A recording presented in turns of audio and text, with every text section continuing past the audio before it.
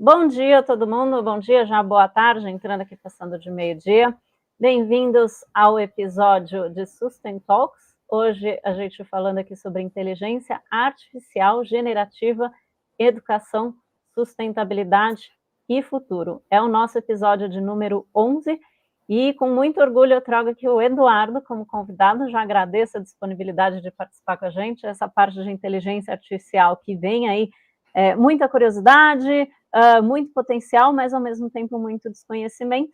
E hoje, então, é a gente ter um lugar para a gente falar o que ela pode contribuir com a sustentabilidade, quais os riscos e também um potencial novo aí, a importância de trazer essa para a educação. Eu vou, então, passar a palavra para o Eduardo para ele se apresentar e, ao mesmo tempo, já deixar a primeira pergunta, que é, Eduardo, fala um pouco mais aí sobre essa tal da inteligência artificial generativa. Que bicho é esse? O que exatamente é isso? Como é que a gente traz isso para a prática?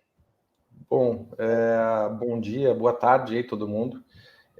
Obrigado, Andressa, pelo convite. Eu acho que são temas extremamente valiosos no momento a gente falar sobre IA generativa, falar sobre sustentabilidade, falar sobre educação e cenários futuros. Quando você me passou o tema, eu falei, cara, é sobre tudo que eu gostaria de falar hoje, né? Porque a gente está falando de uma tecnologia que está passando pelas pessoas como um rolo compressor. Né? A gente está falando disso diariamente há mais de 1 ano e meio. E isso não é um evento tão comum dentro da nossa história. Né? Um buzzword que dura 1 ano e meio. É difícil até um cantor emplacar 1 ano e meio, né? Mas a gente tem um chat GPT que as pessoas falam diariamente, a gente tem outras tecnologias baseadas em texto, imagem, som, vídeo, programação, enfim, desenvolvimento de código, mas não só isso. A gente tem também uma vacina de uma Covid que foi criada com a ajuda de IA generativa e muito pouca gente sabe disso. Né? Modelos treinados com medicamentos e seus prováveis efeitos, combinação desses medicamentos, emulação de cenários e por consequência, anulação de muitas possibilidades que permitiram que as possibilidades que fossem valiosas fossem para frente e a gente tivesse uma vacina em 9 meses. Então, foi historicamente, né? A vacina desenvolvida mais rápido de toda a história. A gente venceu pela primeira vez, o ser humano venceu pela primeira vez uma pandemia. Isso é muito importante, né? Nos outros eventos, 50% da população foi para o saco. Né? Então, muito provavelmente, se a gente não tivesse essa vacina nesse momento, teria sido a mesma coisa, talvez até pior. Né? Porque hoje a gente tem uma superpopulação que nas outras épocas talvez a gente não tinha. Bom, falando um pouquinho sobre mim, eu sou fundador da Disruptive. A Disruptive é um hub tecnológico de tecnologias emergentes. E hoje a gente está totalmente focado em IA generativa, não só hoje, mas desde o começo lá de 2022, quando tudo era mato. Né? Eu trabalho muito voltado para a criação de conteúdo. Estou dentro do mercado publicitário, é um mercado gigantesco. Eu acho que tem muitas questões éticas, muitas questões de diversidade aí que a gente precisa conversar a respeito. Mas também eu estou dentro da parte de educação, né? Com um produto novo, e a gente quer levar IA generativa para a sala de aula, porque eu acho que o jovem hoje ele precisa ter formação tecnológica, ele precisa ter uma formação sobre essas tecnologias emergentes, porque toda e qualquer empresa hoje e mais ainda no futuro vai ser de base tecnológica, e privar ele desse conhecimento nesse momento eu acho que é loucura. E aí eu vou pegar um gancho do que você falou aí das vacinas, né? Que acho que a maioria das pessoas não deve saber do uso da inteligência artificial para acelerar esse processo de vacina. Isso por si só já é uma aplicação de sustentabilidade, então tem um impacto social direto de vida, então salvar vidas, né? Então coisa mais direto impossível. Mas eu queria que você falasse, então, esse potencial. A partir desse exemplo, que acho que foi ótimo, então, o que ela trouxe de ganho, como ela pode ser usada para acelerar a nossa busca por soluções sustentáveis, de ter negócios mais sustentáveis ou de resolver problemas socioambientais da nossa humanidade atual. Eu acho que agora é hora de conceituar a IA generativa, né? Assim, a IA generativa, na verdade, ela é um subgrupo da inteligência artificial. Ela faz parte, né? Ela faz parte do espectro da inteligência artificial, que é algo muito maior, algo bastante antigo, né? Então a gente começa a falar de soluções com inteligência artificial em 1943, né? Eu estudei inteligência artificial na faculdade, eu então. formada há mais de 20 anos, fiz curso de inteligência artificial. E tá todo mundo achando que é novo, né? Inclusive os estudos com IA generativa, a gente tem alguns estudos com IA generativa da década de 60, né? Então não é uma coisa assim tão nova. É que quando o ChatGPT vem para a tona, né, ele democratiza, ele leva a tecnologia para a borda. E com poder, logicamente, né, a gente tem os 3 pilares ali colaborando muito, né, os 3 pilares de transformação digital, que a gente tem conexão, a gente tem dados, né, e a gente tem um poder computacional muito grande, e daí está tudo pronto para realmente ebulir, né? Então, assim, é aquela tecnologia que surgiu do nada, mas demorou 60 anos para se tornar madura, né? Mas o que é essa tal dessa IA generativa, né? Eu acho que existe uma forma muito simples da gente entender isso. Para mim, eu acho que é o melhor paralelo aí que eu já escutei sobre isso. Em 1996, se eu não me engano, teve um computador da IBM chamado Deep Blue, não sei se vocês lembram do Deep Blue. O Deep Blue, quem é das mais antigas lembra. O Deep Blue ele foi treinado para vencer um jogo de xadrez. Aquilo é inteligência artificial, aquilo é machine learning. E ele foi lá e venceu o Kasparov, depois o Kasparov foi lá e venceu, depois eles foram para um jogo muito mais complicado, daí não tinha mais jeito, né? O poder computacional foi aumentando. Enfim, e a gente tem hoje praticamente uma máquina imbatível. A inteligência artificial generativa, você dá o tabuleiro, você dá as peças de xadrez e pede para ele criar um novo jogo.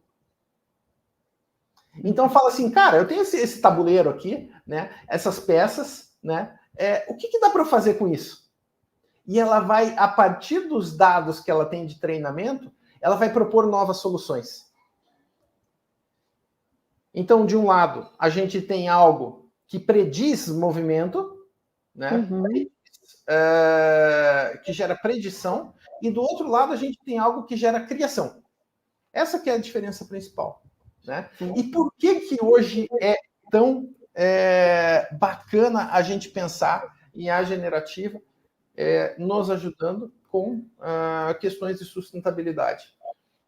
Tem muita gente hoje, principalmente algumas faculdades europeias, que estão emulando layouts de prédios mais sustentáveis em pouquíssimos minutos. E através de junção, né? Daí a gente está gerando esses layouts desses prédios com IA generativa e aplicando visão computacional e aplicando machine learning, a gente consegue também validar isso.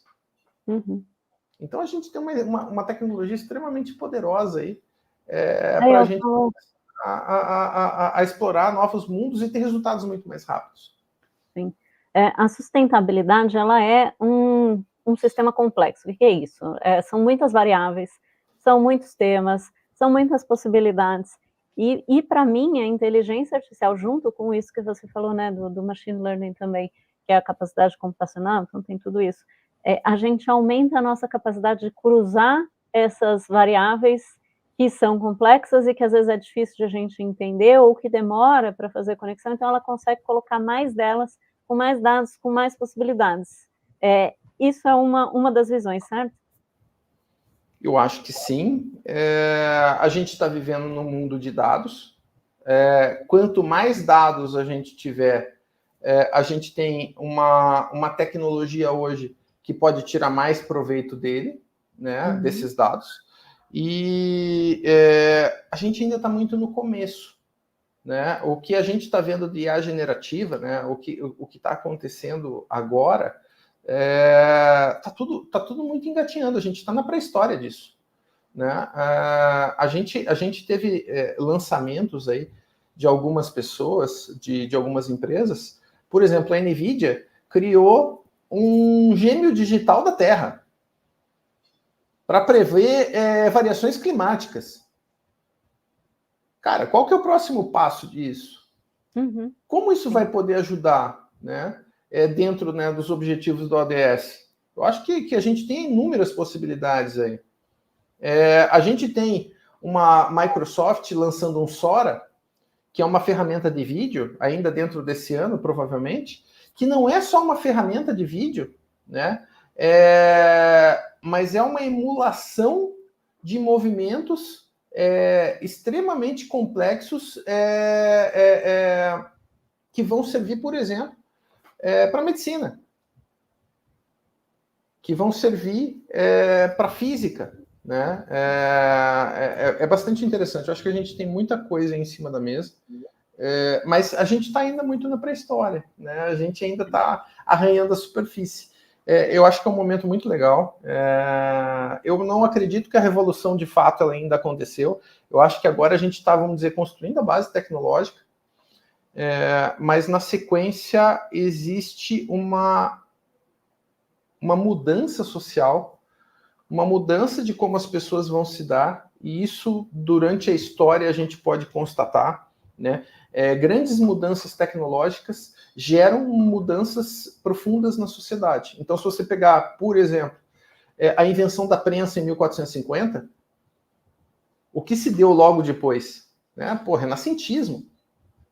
Por quê? Porque a gente teve duplicação do conhecimento, democratização do conhecimento. O que a gente vai ter agora num movimento muito mais forte do que a invenção da prensa? Né? O CEO do Google falou que isso pode ser considerado tão forte quanto a invenção do fogo. Né? Vamos descontar 50% do que ele disse, porque ele tem interesse direto nisso, né? Mas mesmo assim ainda é muita coisa. Eu acho que tem aí o ponto, né? Tem uma coisa que é a capacidade de cruzar dados, tem outra coisa que é a capacidade de testar hipóteses sem a gente precisar ter como é que chama? Uma cobaia ou alguma coisa, então você consegue testar hipótese, você consegue testar, e tem essa outra parte também de criar, que é tanto da IA generativa de criar, de trazer possibilidades, que é o que você falou, me traz um jogo novo, me traz novas possibilidades, mas esse paralelo de o potencial de aumentar a criatividade humana também. Então, da gente usar essa tecnologia, a tecnologia que vem junto com movimentos criativos, o renascentismo foi isso, então a hora que a gente olha invenção da luz elétrica, então a gente teve vários desses que, assim, novas tecnologias, elas impulsionam essa criatividade humana. Então, nesse aspecto eu sou super fã e muito otimista ou ansiosa até para ver o que vem. E, por outro lado, só que a gente tem também o copo meio vazio, né? Então, e acho que eu vejo dois riscos aí, ou duas coisas que estão mais em mente. Uma são questões éticas mesmo, né? E a IA, ela reproduz o comportamento humano, então ela tende a amplificar as coisas boas e as ruins também. Mas tem essa questão da ética no uso, e um outro que já vem aí vários relatórios, alguns alarmantes, que olha, a IA generativa daqui a pouco pode consumir 25% da geração de energia dos Estados Unidos, então a gente vem aquelas previsões também um pouco catástrofe, né? Mas que o consumo de energia ele é um problema a hora que a gente vai trazer para a sustentabilidade. Então, acho que a ética aí, o consumo de energia. Me fala um pouquinho de como você vê esses temas. Bom, a questão ética é uma questão fundamental para a gente debater nesse momento. Né? A gente estava conversando um pouco antes da gente entrar aqui com o pessoal. Existem questões nesse momento que devem ser levantadas pela sociedade, né?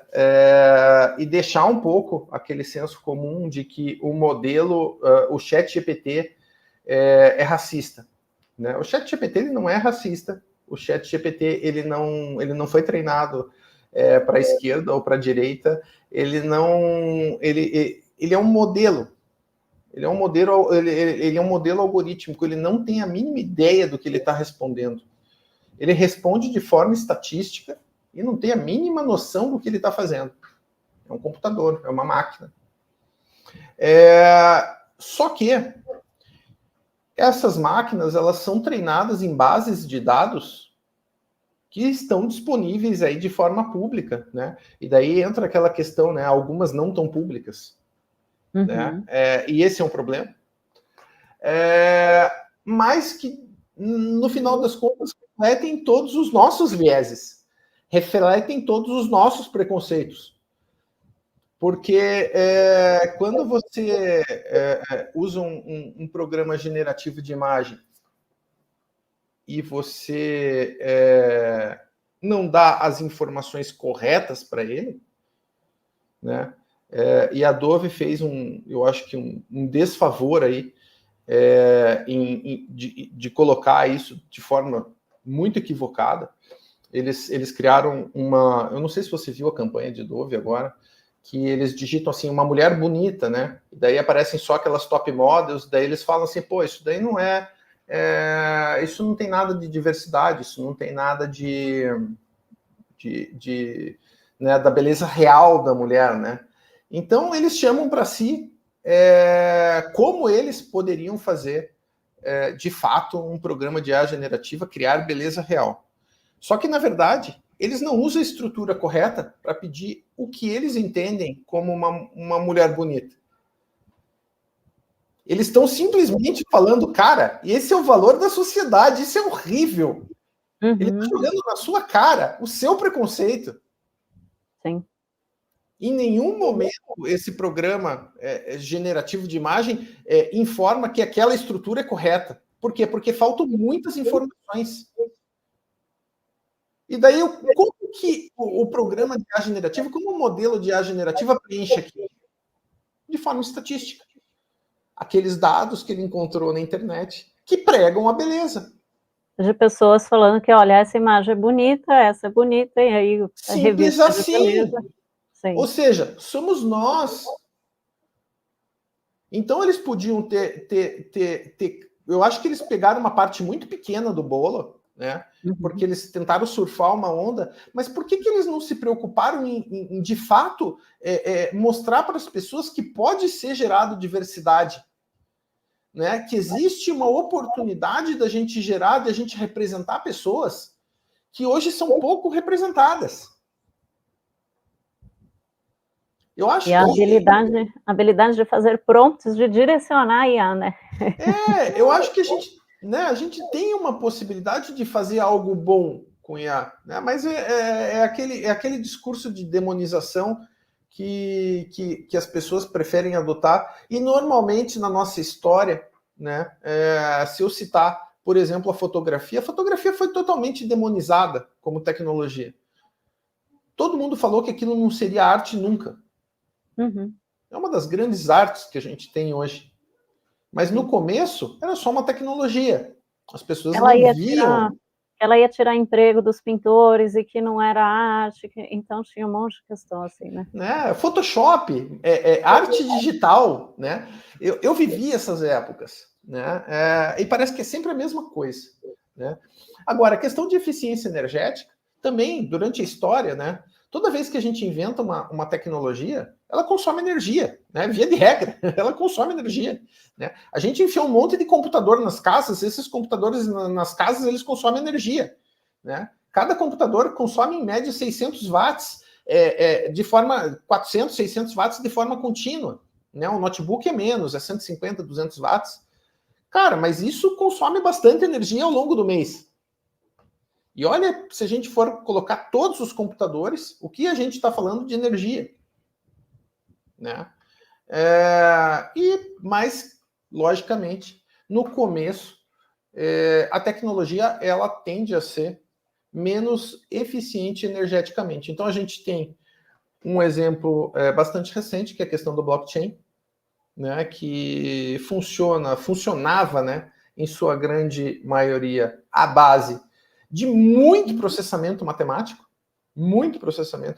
então a gente tem aquelas fazendas de processamento em situações assim de sub-humanas, né? Pessoas trabalhando a 50, 55 graus em lugares fechados, né? Para manter esse processamento, para fazer manutenção desses processadores. Mas a tecnologia ela está evoluindo, então hoje a gente já tem várias usinas embaixo da água para diminuir a emissão de calor, e com isso a gente diminui a possibilidade aí, de gasto de energia. A gente tem usinas de vento que geram energia limpa para esse processamento. Eu acho que faz parte da evolução, né? Nesse momento a gente tem um problema, fato, né? Mas a tecnologia acho que tem muito a ver com evolução. Eu acho que esse ponto da evolução é fundamental, e assim, é importante a gente colocar luz no problema querendo resolver. Eu posso colocar luz num problema querendo barrar ou como empecilho, como uma desculpa para, não vou, então vou parar tudo, ou colocar luz no problema no sentido de, ok, temos um problema sim, reconhecemos, então tem que ser honesto que sim, isso não deveria e pode não ser assim, e como a gente resolve. E o que você falou é fato, né? Então tudo que ele começa com uma ineficiência. E eu acho que a importância aí de quem está, dos negócios que estão envolvidos na IA generativa, né? Como é que eu evoluo tanto o que está por trás, né? Os softwares, enfim, os aprendizados, os dados e tudo isso, a ética, mas também como é que eu evoluo essa parte. Então, isso tem que evoluir na mesma velocidade que evolui o resto. Eu acho que nesse sentido que vale a pena a gente colocar a luz no problema. A gente tem que falar, ele é um problema. Se a gente continuar desse jeito, são essas previsões catastróficas, mas é também acreditar que a evolução tecnológica ela vem também para resolver e que a gente tem que sim pôr esforço nisso, né? E aí, assim, para as empresas, né, que querem usar, que querem trazer, o que você tem para falar nesse aspecto? Eu tenho uma visão bastante pragmática sobre tecnologia. A tecnologia ela tem que ser colocada na segunda-feira das empresas. E o que significa isso? É uma pequena solução. Pô, eu preciso fazer um tremendo de um projeto de IA generativa na minha empresa e isso daí vai mudar totalmente a forma com que eu trabalho. Cara, é difícil. Uhum. Né? Quando a gente fala de mudança dentro de empresa, a gente tem que lembrar que empresas são feitas de pessoas. Né? Transformação digital não tem a ver com tecnologia, transformação digital tem a ver com pessoas. Isso é extremamente complicado. Então, eu acho que não existe nada mais simples do que começar na segunda-feira com uma solução pequena. Olha, mapeia um processo pequenininho. Tipo, tem muita empresa que está começando com sumarização de reuniões. Um programa que sumariza suas reuniões, cria uma ata das suas reuniões. Pô, vai para o Teams, vai para o Meet e tem um programinha ali que faz um sumário das reuniões. Pronto, você já começou com a tecnologia. E é fantástico. Era um tempo que você gastava, é um tempo que você não vai gastar mais. Ponto. As pessoas gostam, as pessoas entendem o valor da tecnologia e procuram saber mais. E aquilo também tira um pouco daquele medo das pessoas, né? Daquele pânico, tipo, cara, isso daí vai acabar com o meu emprego. Já era. Ferrou o negócio. Né? Ele falou, não, pô, dá para usar, isso daí vai me ajudar. Em vez de eu perder tempo sumarizando aquela reunião que não tem, cara, eu não coloco nada do meu talento nisso. Uhum. É uma tarefa mecânica. Aquilo, a máquina fez por mim. Né? Então, eu tenho falado muito isso para as pessoas. Cara, começa pequeno. Né? Tecnologia é uma coisa para a gente começar pequeno. Transformação digital é uma coisa para a gente começar pequeno. Começar grande assusta. Gera resistência. Né? Isso em pequenas empresas, em empresas gigantescas. Né? A gente tem casos extremamente ruins de empresas que tentaram fazer um programa de transformação digital massivo, goela abaixo ali, e que o negócio foi muito ruim. Sim. E acho que você tocou num ponto que aí eu já vou trazer o gancho até para a próxima coisa que eu quero falar, assim. O ser humano, ele tem medo do que ele não... Então isso é natural, o ser humano, a gente é assim desde a pré-história. E essa é uma nova tecnologia, então as pessoas não sabem, elas têm medo. Ao mesmo tempo que ela tem isso de, poxa, talvez eu perca meu emprego, e talvez alguns empregos, sim, empregos de menor valor agregado. Por outro lado, já tem várias estimativas que ela pode gerar milhões e milhões de novos empregos, mas aí a gente precisa desenvolver essas novas competências, né? Então, a inteligência artificial, ela exige da gente uma visão crítica sobre o que está ali, se faz sentido ou não, o que está trazendo, como é que eu incorporo, como é que eu vou além, como é que eu faço perguntas melhores, né, principalmente na generativa, como é que eu direciono, e aí eu já vou trazer o gancho, né, a importância da gente trazer isso para a educação. Há 3 anos, quando a gente levantava competências essenciais, não vinha IA generativa nela. Hoje já está aí, como você falou, 1 ano e meio ela é um buzzword, mas ela não é, ela já está entrando como necessidade. Me fala um pouco da sua iniciativa e desse contexto de como é que a gente traz aí para a educação. Me fala disso. Eu acho que hoje a gente não pode tapar o sol com a peneira. Empregos vão deixar de existir, né? Pessoas que fazem principalmente trabalhos mecânicos estão com um problema na mão, né? A gente tem outras tecnologias evoluindo muito rapidamente. Ontem ou antes de ontem saiu uma matéria sobre os 750 mil robôs da Amazon e as 100 mil posições que eles cortaram, humanas. Então, cara, 100 mil pessoas que deixaram de trabalhar na Amazon por causa dos robôs. Então a gente tem uma convergência tecnológica acontecendo que que não diz respeito somente à IA generativa.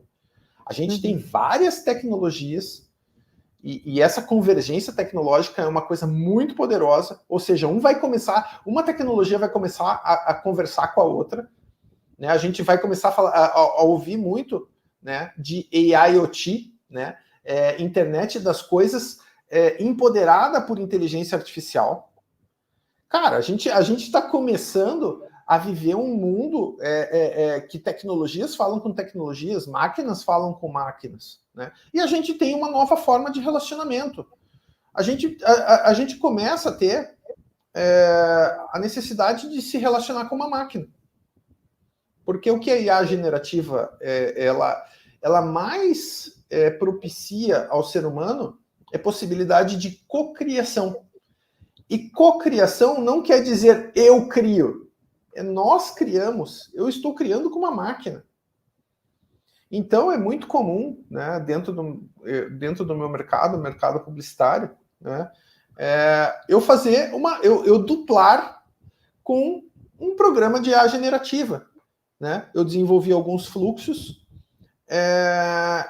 e no começo eu dou muita liberdade para o modelo se expressar, aquilo me gera ideias, eu vou refinando essas ideias e aos poucos eu vou assumindo o controle. Mas em vários momentos dessa jornada, eu acato as ideias que me foram colocadas ali, porque são coisas que eu não havia pensado no começo daquele job. E isso é a parte fantástica do negócio. Eu consigo sair do zero, sabe aquele branco que você tem no começo do dia? Você fala, cara, não sei nada sobre isso. Eu tenho que montar uma apresentação. Eu tenho usado muito isso também. Então, né? Dá uma ideia aí. Eu tenho que fazer uma apresentação. Eu falei, pô, dá uma ideia aí. E de repente aquela ideia te destrava. Sim. E aquilo é o grande valor da tecnologia, né? Você tem que saber usar isso, e as pessoas não estão dando a devida importância para esse tipo de relacionamento. É um relacionamento. Eles estão falando que vai ter psicólogos comportamentais, né, que vão estudar o relacionamento do ser humano com a máquina. Então a gente começa a falar de várias possibilidades que, pô, 5 anos atrás parecia ficção científica. E não é. A gente vai começar, de fato, a falar com máquina. Hoje eu já trato, né, um chat GPT, eu uso outros modelos de linguagem, às vezes como um amigo, né? Eu falo obrigado, eu falo valeu, sabe? Eu me sinto bem. Eu sei que, pô, é um negócio que não tem, não sabe, não tem a mínima ideia do que está fazendo, mas eu me sinto bem com aquilo. Então, de certa forma, eu antropoformizei a máquina, né? Sim. E o homem tem o ser humano, ele tem essa vamos dizer, ele tem esse viés, né? E as pessoas, elas, às vezes, elas deixam esse viés passar um pouquinho demais, né? Uhum. Mas quando a gente fala de um ser humano empoderado pela máquina, esse ser humano, ele só é empoderado pela máquina se ele tiver bagagem, né? Ou seja, a máquina, ela não faz muito além do que você tem de repertório no final das contas. Ela consegue organizar o seu pensamento, ela consegue ser um parceiro de ideação, mas se você não tiver poder de curadoria, se você não tiver, em determinados momentos, você não tiver técnica para exercer controle, você vai ser dominado pelo resultado da máquina. E isso não me parece uma coisa boa. Uhum. Né? Você vai estar sendo, na verdade, um papagaio estatístico, né? Que é o que muita gente tem feito, né? E eu acho que isso, em grande parte, aí, por desinformação, que virou milhares de cursos de inteligência artificial, com fórmulas esdrúxulas. Finja que você é um psicólogo. Como assim? Eduardo, eu acho que esse é um paralelo bom com sustentabilidade. 50 milhões de cursos, que hora que você vai ver, ensinam o quê, para quem? Pois é. Como, né? Eu acho que você está trazendo uma parte muito importante, que é o desenvolvimento do raciocínio lógico, da habilidade de eu criticar, análise crítica, né? E isso tem tudo a ver com a educação. Como é que eu contribuo, como é que eu ensino as pessoas a pensarem e olhar criticamente, ler criticamente aquilo que elas estão olhando ali, né? Eu acho que isso é fundamental, é poder de curadoria, é que nem eu falei, é o quanto você pode exercer de controle sobre o conteúdo que está sendo gerado. Uhum. Porque se você não tiver poder de curadoria, você é controlado, você vai aceitar aquilo Sim. como verdade universal. Sim. E daí dá muito ruim. Uhum. Não dá pouco, é muito ruim. Bom, falando assim de educação, né? O ano passado eu tive fazendo um congresso dentro de uma faculdade e assim, o resultado da minha palestra foi meio distópico, sabe? Eu vi que no final da palestra estava todo mundo desanimado. Falei, gente, mas não é assim, entendeu? Porque eu mostrei várias coisas como estavam sendo automatizadas, né? Empregos estavam deixando de ser gerados, pessoas que realmente, né? Processos que a gente eram feitos por 80 pessoas, a gente conseguiu fazer com 2 pessoas, né? Que eram feitos em 45 dias, a gente fez em 16 horas. E eu senti que no final das contas a turma estava até meio desanimada. Eu falei, eu acho que eu peguei pesado aqui, né? Assustou. Foi eu falei assim, na próxima vez eu vou pegar mais leve. Eu estava empolgado e assustou. Falei, da próxima vez eu tenho que pegar mais leve. Mas daí a VP lá do grupo me chamou na outra semana e ela falou assim, Eduardo, olha, as pessoas que estão hoje dentro da faculdade estão perdidas. Elas não têm o conhecimento necessário para o mercado de trabalho. Ela falou assim comigo. Uhum. A gente vai tentar, e daí eu achei isso fantástico ela me falar. Ela falou assim, a gente vai tentar salvar esses jovens que estão entrando. Mas esses jovens que já estão no 3º, 4º ano, estão saindo, a gente não sabe o que vai ser deles, né? Que mercado de trabalho que eles vão encontrar. E é fato, né? Uma pessoa que não está preparada hoje para tecnologia tinha que ser uma matéria obrigatória em todos os cursos. Mas não tecnologia assim, vamos mexer com Microsoft Office.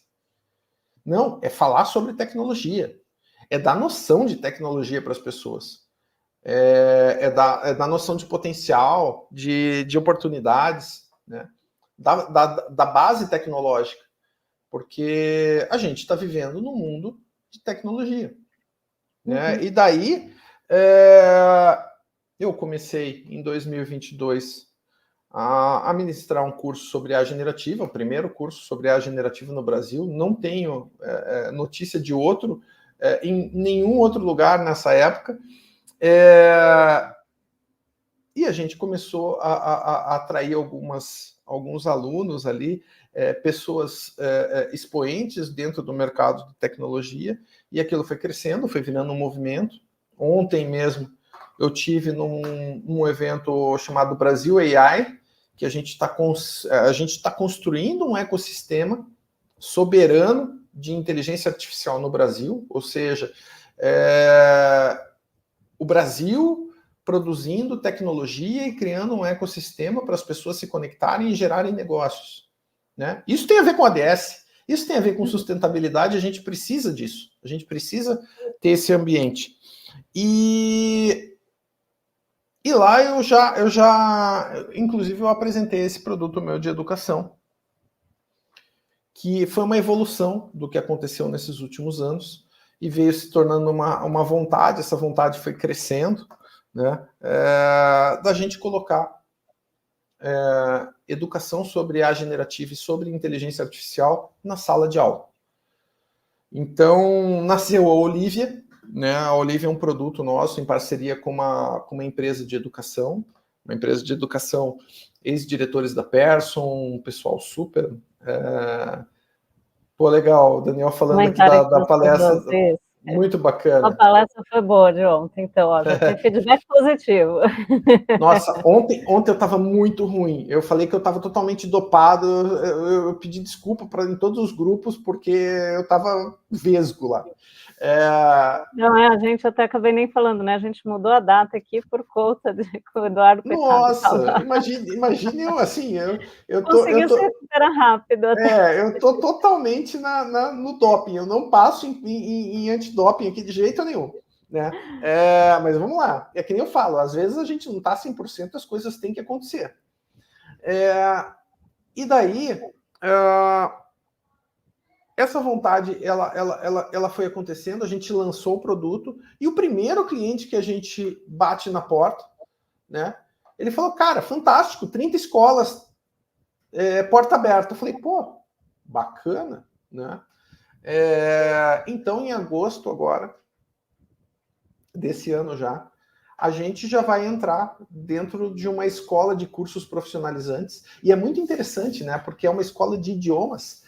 E eles estão vendo que a questão de idiomas está cada vez mais complicada, né? Porque tem cada vez mais aplicativos, tem cada vez mais internet, né? E eles precisam se reinventar e eles estão virando escolas de habilidades.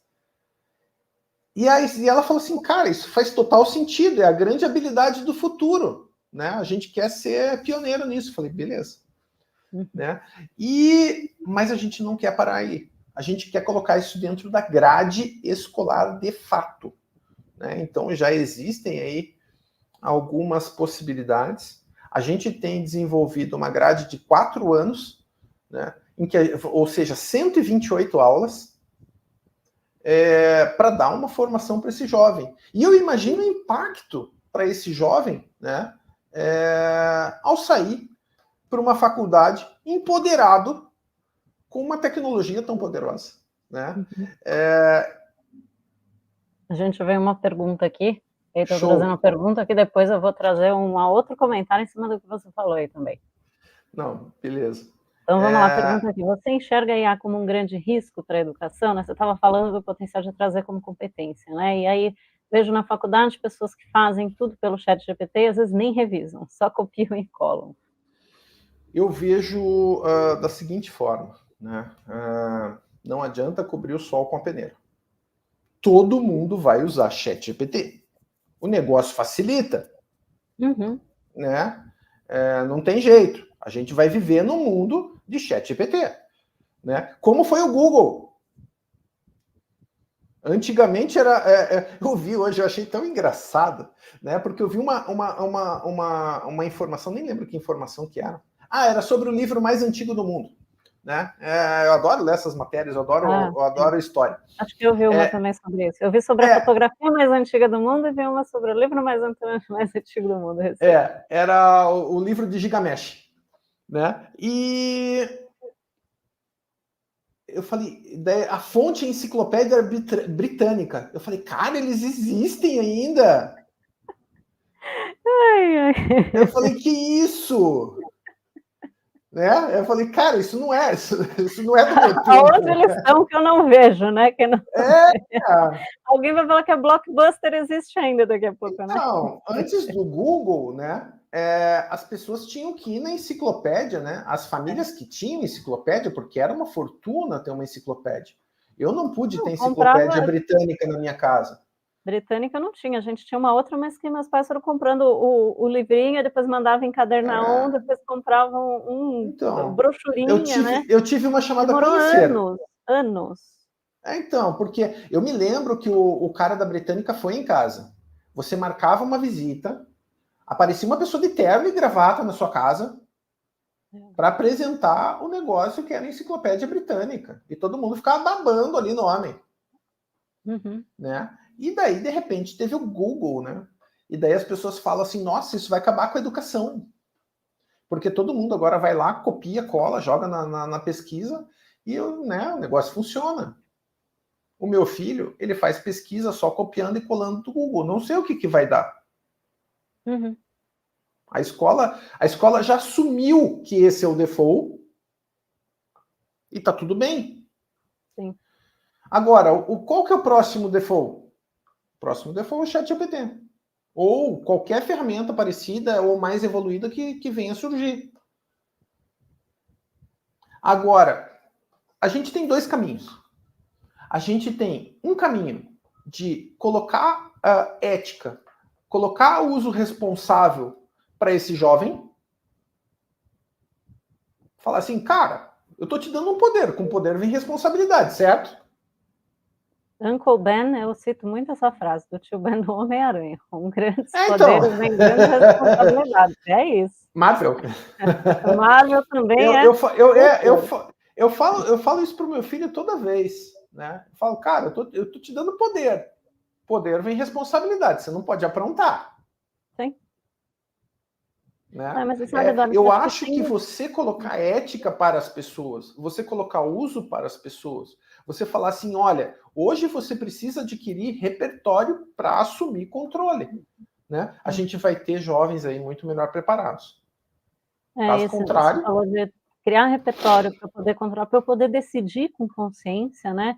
E eu trago bastante isso. A partir do momento que você dá responsabilidade, você compartilha, você ensina essa ética, eu acho que isso muda de figura. Se você simplesmente proíbe, ele coloca o jovem, adolescente, criança, o que quer que seja, o problema passa a ser seu. Então, eu que proibi, então o problema é meu, não é dele. E aí, você queira ou não, você poda esse jovem de tomar a própria decisão e de arcar com as consequências. Eu tenho um filho, então eu trabalho bastante essas coisas com meu filho. Então, assim, dificilmente eu proíbo alguma coisa. Tem algumas coisas, tem algumas regras, né? A gente estabelece alguns limites e tem algumas regras do que pode e que não pode. Mas, por outro lado, como é que a gente traz, sim, essa consciência de que, olha, você pode usar, mas você tem essas consequências. Nessa parte do ChatGPT, até eu vejo bastante nos jovens, assim, tem uma parte que ajuda muito. Eu tenho tido contato com bastante, estava orientando um trabalho até de uma das pessoas, e assim, ela é uma pessoa que tem dificuldade com língua, é imigrante, enfim, tem uma série de questões. Ao invés de fazer um trabalho com um português ruim, e que aí depois o orientador tal, ia ter que ficar corrigindo, assim, use isso para lapidar a sua linguagem, para escrever melhor, mas, ao mesmo tempo, tenha consciência de, não pede para ele fazer o trabalho para você. Então, assim, o que está ali está fazendo sentido? Como é que eu questiono? Como é que eu trago... A gente falou isso no começo, né? Ele traz ideias, às vezes, para tirar do branco, ou ele, às vezes, ajuda a lapidar o texto, mas, assim, tem que estar a sua alma ali, né? Então, usar a tecnologia a seu favor, como uma ferramenta do mesmo jeito que a gente usa um carro para deslocar, então a gente não desloca só a pé. Então, acho que essas questões eu vejo como muito importante, e também que aí vem junto do ensino à educação, né? Não só a tecnologia, ensinar a tecnologia em si, mas qual é a ética, os comportamentos que eu tenho, qual a visão que eu tenho que ter para usar essa tecnologia ao meu favor, né? E aí, aí eu vou trazer um ponto que tinha me vindo, do outro que você falou, é como é que a gente também tem uma questão de acesso, né? Para a gente garantir a inclusão, eu vejo aí a generativa ela sendo uma ferramenta poderosíssima na geração de inclusão, seja pessoas com deficiência, o que quer que seja, mas, por outro lado, assim, como é que a gente leva até mais gente para aí essa questão de perda de emprego e virar, não ser uma perda de emprego, mas geração de novas possibilidades de emprego, da importância da gente levar esse conhecimento também às camadas menos favorecidas da população.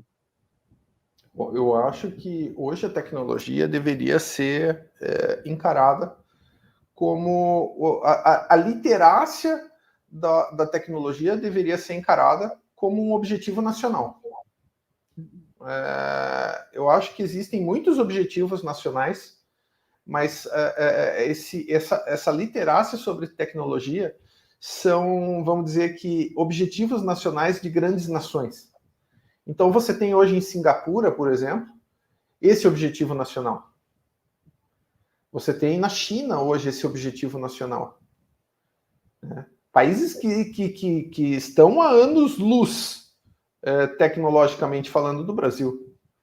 Né? Dinamarca, Reino Unido, Estados Unidos mesmo. Né? Então a gente precisa colocar isso como um objetivo nacional. Eu acho que levar a tecnologia para as pessoas é mais do que nunca extremamente importante para preparar esse cidadão para as próximas décadas. Né?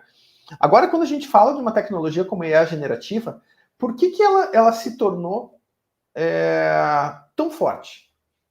Justamente, né, pela falta de necessidade de acesso. Né?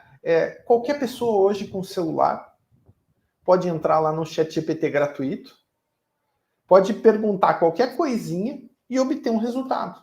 E aquele resultado pode ajudar ele numa tarefa do dia.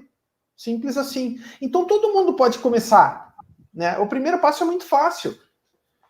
Cara, entra lá, faz uma perguntinha, né? Organize meu dia, né? Eu tenho eu tenho alguns compromissos aqui e gostaria que você organizasse meu dia de uma forma lógica, de forma que eu perdesse menos tempo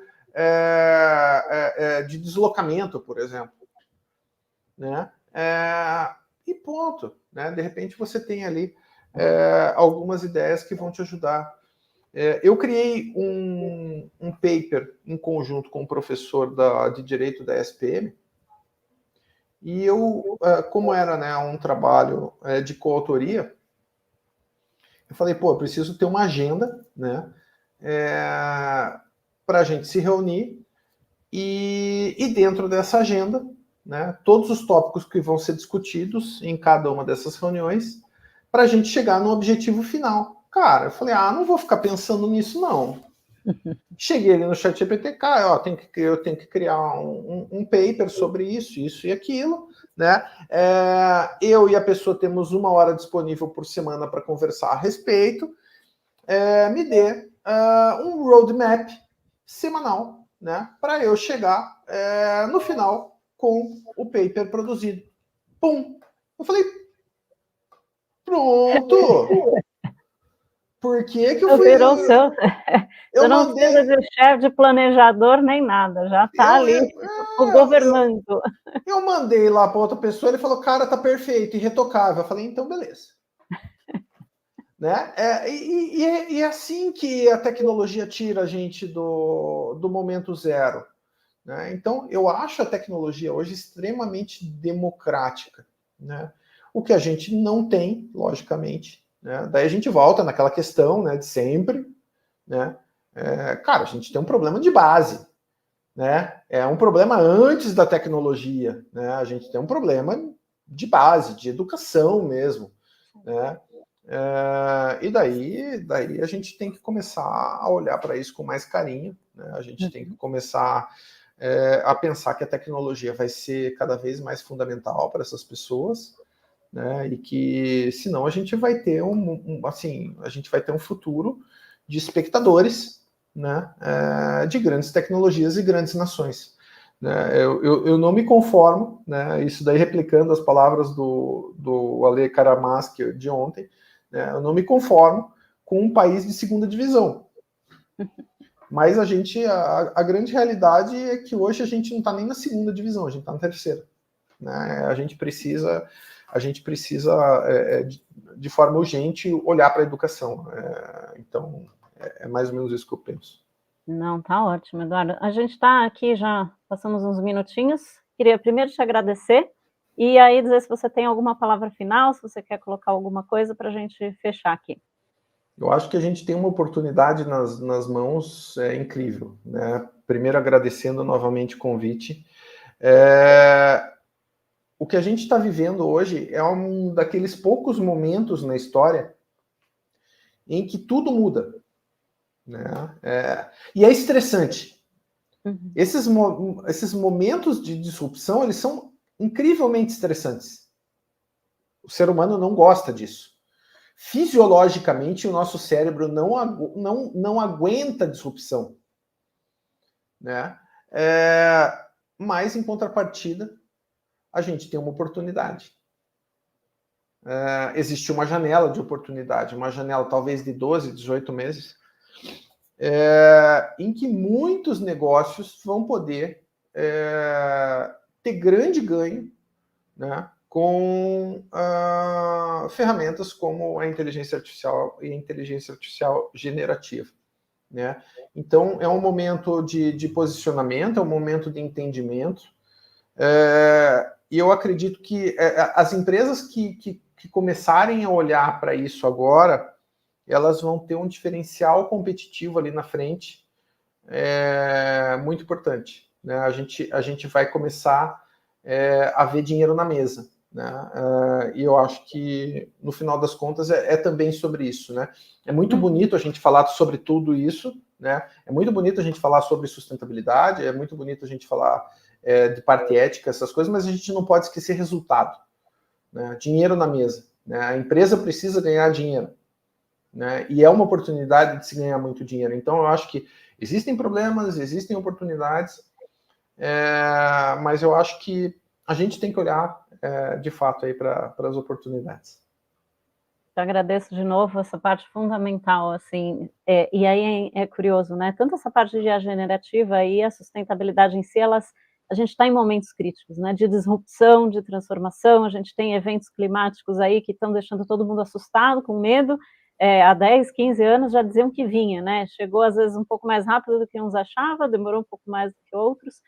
Mas é isso, assim, como é que a gente olha com um olhar de criar soluções, né, de trazer. Dá medo, sim, qualquer mudança dá medo, é estressante, principalmente, as coisas evoluem muito rápido, mas acho que o recado é esse, dá para fazer com resultado, com um roadmap gradual, e eu vou usar aqui a fala de outro participante que veio aqui, assim, não sofra sozinho, chame ajuda, compartilhe seu problema, sua dor e a dificuldade, e aí a gente pode, então, construir junto, com tecnologia, com pessoas, trazendo boas soluções. Eduardo, muito obrigada, foi ótimo hoje estar aqui com você. Obrigada a todos da audiência. Vou colocar aqui nossa vinheta final e nos vemos semana que vem. Semana que vem o assunto será reforma tributária, governança e sustentabilidade. Então, como é que essas coisas, o que essas coisas têm a ver umas com as outras e como elas são aí importantes para a sustentabilidade, para a resiliência e o futuro dos negócios. Tá bom? Até semana que vem, pessoal.